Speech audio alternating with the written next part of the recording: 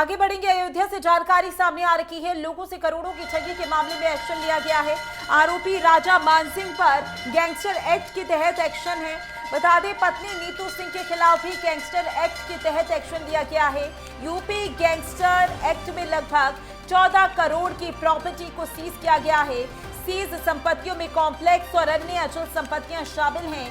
कार्रवाई से पहले डुगडुगी पिटवाकर कराई गई मुनादी। एसडीएम सोहावाल सविता देवी की अगुवाई में कार्रवाई की गई है। थाना पूरा कलंदर के सरियावा गांव में ये कार्रवाई की गई है। ये बड़ी जानकारी लगातार आप तक पहुंचा रहे हैं, जहां आपको बता दें कि लोगों से करोड़ों की ठगी के मामले में एक्शन लिया गया है। और इसी पर ज्यादा जानकारी के लिए हमारे संवाददाता प्रशांत हमारे साथ जुड़ चुके हैं। प्रशांत, लोगों से करोड़ों की ठगी की जा रही थी, इस मामले को लेकर जांच की गई और एक्शन लिया गया, क्या कुछ कार्रवाई की गई है और आगे किस तरीके से कार्रवाई की जाएगी?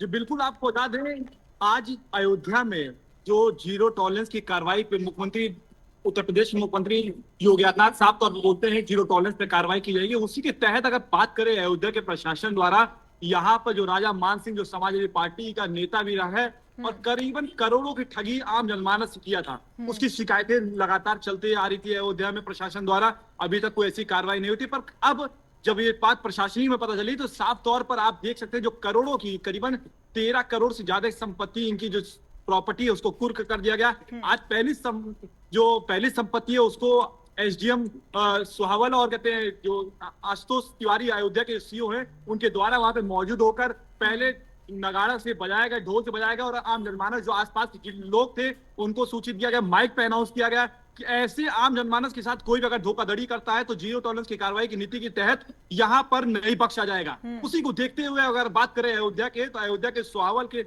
एसडीएम और सीईओ और अन्य जो थाने के आसपास के थाने, पूरा कलंदर थाने के पुलिस थे, राजनमूल के थाने के पुलिस इंस्पेक्टर थे, सब उसमें मौजूद थे। उन्होंने सील करते हुए वहां पे दिखाई दिया है। वही आपको बता दें, इस जो संपत्ति है सील किया गया है, 14 करोड़ से ज्यादा संपत्ति थी, जिसके साथ साथ जो अन्य संपत्ति है उनको भी सील किया जाएगा। आज पहला प्रथम दिन था जिस संपत्ति को सील करते हुए दिखाई दिया गया है।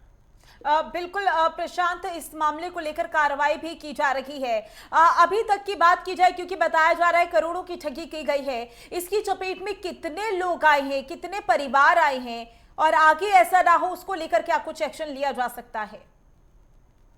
जी बिल्कुल, आपको बताना चाहिए करीबन अगर बात करें इस संपत्ति की, जो संपत्ति आज कुर्क हुई थी, ये बता दें ये किसी अन्य की संपत्ति थी। उसको प्यार से बुला के पैसे नहीं देने से उसको कब्जा कर लेते, वहीं पे होटल बनाने का प्रयास कर रहा था, जिसको साफ तौर पर जब कार्रवाई हुई तो मान सिंह और मान सिंह की जो धर्मपत्नी थी, उन दोनों को गिरफ्तार किया गया, जेल भेजा गया और उनके ऊपर गैंगस्टर के तहत कार्रवाई की गई। वो अगर आज बता दें तो जो करीबन इन सभी संपत्ति जो इसका नोट, जो जाली नोट है, करेंसी वो भी बनाता था, उससे भी कहते हैं लोगों से ठगी कर रहा था। इस सभी की जब शिकायतें हुई तो आज बता दें पहली संपत्ति इस पे कार्रवाई करते हुए दिखाई दी। और बता दें मान सिंह की धर्मपत्नी और जो अन्य 2-3 लोग इसमें मौजूद थे, उन सभी के यहाँ कार्रवाई होती दिखाई दी। सभी को जेल भेजा गया था, करीबन 3 महीने पहले इसको जेल भेजा गया था। और आज ऐसी जो चीजें हुई थी, इनको जिला मजिस्ट्रेट के द्वारा यहाँ पे आदेश किया गया, अधिकारी द्वारा आदेश किया गया और आज वो कार्रवाई देखने को मिली, जिस वजह से पहली संपत्ति थी वो सील होती हुई दिखाई दी। वहीं अयोध्या में जो ऐसे माफिया हैं, जो ऐसे गैंगस्टर टाइप के लोग हैं, जो अन्य जनपद में जो आज लोग आ रहे हैं या स्थायी निवासी, उनके साथ ऐसी भी कोई अन्य घटना घटी तब जीवन में ना करें, ऐसा डर बन गया उन लोगों में। और उसी के तहत आज इस कार्रवाई से लोगों में जो माफिया लोग थे, क्योंकि 14 करोड़ रुपए की जो संपत्ति थी उसे कुर्क किया गया है, सीज कर लिया गया है।